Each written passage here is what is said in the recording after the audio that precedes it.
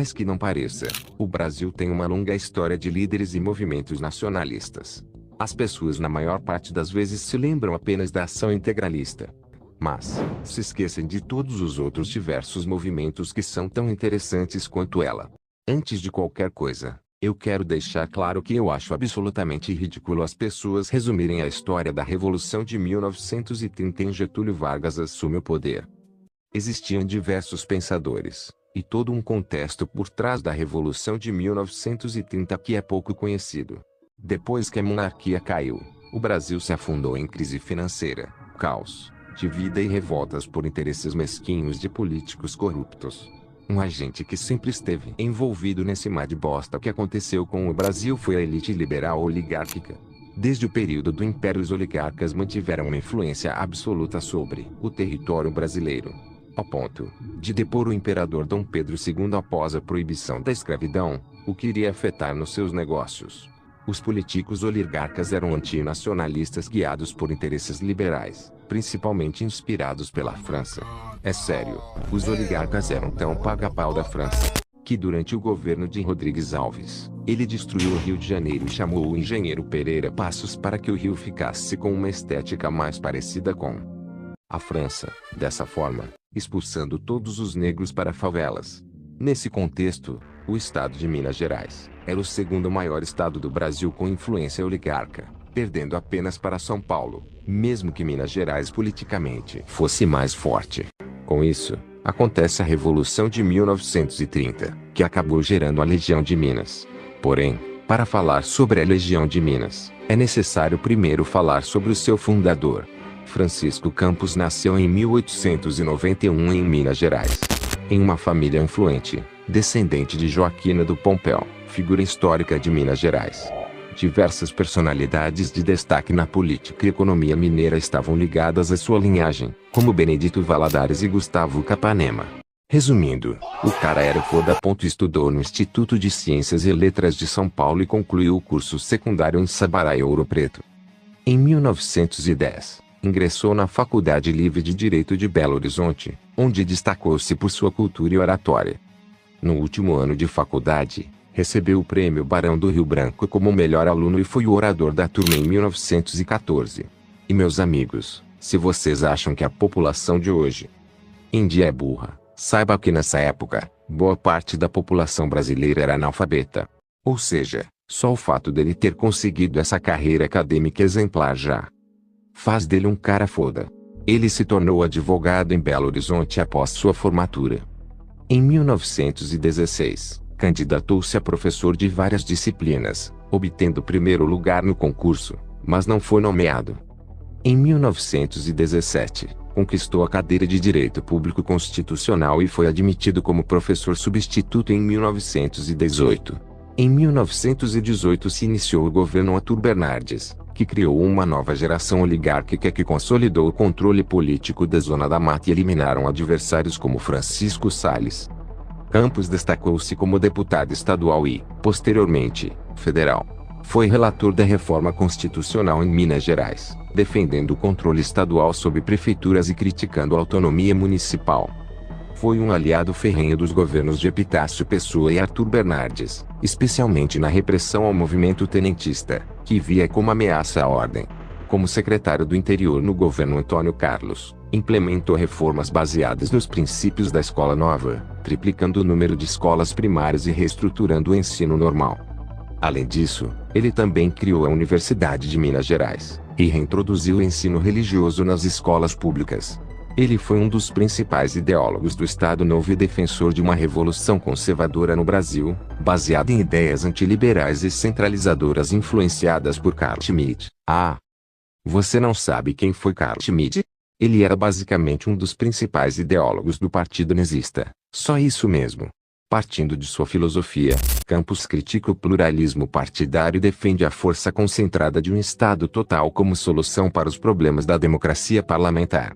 Ele exerceu um papel crucial na formulação de políticas e ideias antidemocráticas, sendo responsável pela Constituição de 1937 e pelo Ato Institucional número 1 de 1964.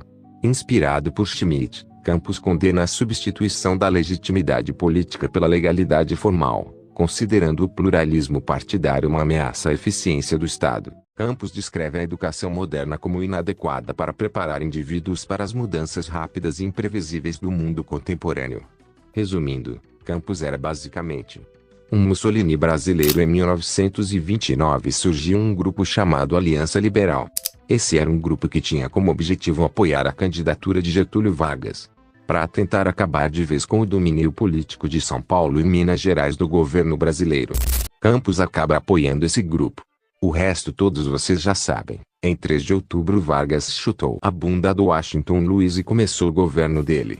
O governo provisório sob a liderança de Vargas buscou amenizar os conflitos que aconteciam entre os estados brasileiros. Vargas nomeou Francisco Campos para a nova pasta do Ministério da Educação e Saúde Pública, valorizando sua experiência e a projeção que ganhou com a reforma educacional em Minas Gerais. Visando enfraquecer a elite oligárquica do Brasil, diversos tenentes pressionaram pela formação de uma aliança antibernardista.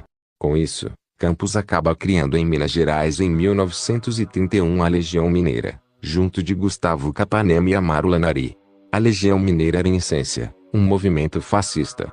E francamente, não existia qualquer tipo de diferença entre o fascismo defendido pelo Francisco Campos, com o fascismo de Mussolini. É por isso que os comunistas erram quando eles chamam o movimento integralista de fascista. A Legião Mineira foi verdadeiramente o movimento fascista oficial do Brasil.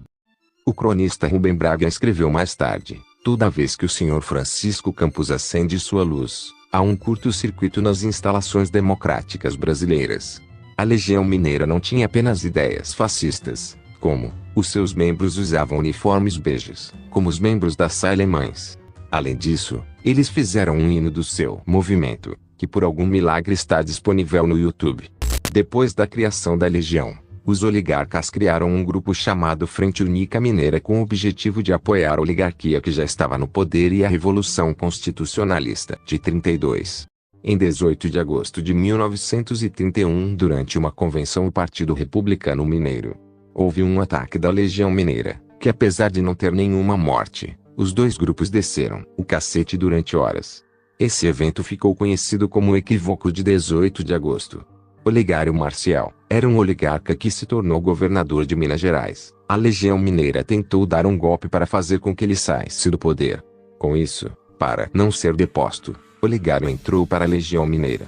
Houve uma aproximação da Legião com o clero, pois isso se deu pela defesa da obrigatoriedade do ensino religioso, empreendida pelos legionários e plenamente aprovada pela alta hierarquia eclesiástica, representada por Dom Sebastião Leme.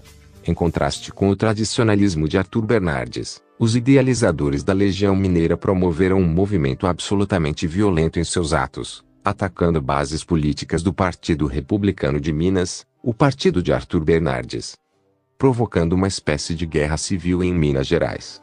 A Legião Mineira, por incrível que pareça, estava muito bem armada com diversas armas de fogo, mas por outro lado, os oligarcas do PRM, além de estarem no poder, tinham mais influência sobre Minas Gerais.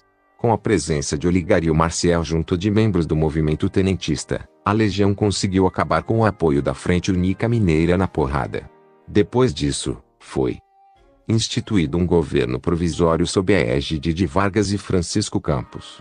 Infelizmente, a Legião Mineira foi um movimento muito situacionista, que serviu apenas para um certo período da história para se opor firmemente aos oligarcas liberais. Eles conseguiram exilar todos os oligarcas de Minas Gerais, junto com Arthur Bernardes, e acabar com o PRM. Depois da morte de Olegário Maciel em 1933, a Legião Mineira praticamente morreu. No final acabou se aliando com o Partido Social Nacionalista, que com o tempo se tornou o Partido Progressista. A história da Legião Mineira nos ensina que muitas vezes, o nacionalismo brasileiro é regionalista. Mas não necessariamente, isso significa que ele seja separatista. Esse regionalismo significa que o povo que mora em tal região tem muito orgulho daquela região, pois ela contribuiu muito para o Brasil. Vargas só chegou ao poder por conta de Francisco Campos. O principal livro do Francisco Campos que detalham a sua doutrina é o Pela Civilização Mineira. Eu sou Lorde Supremo, e muito obrigado por assistir esse vídeo.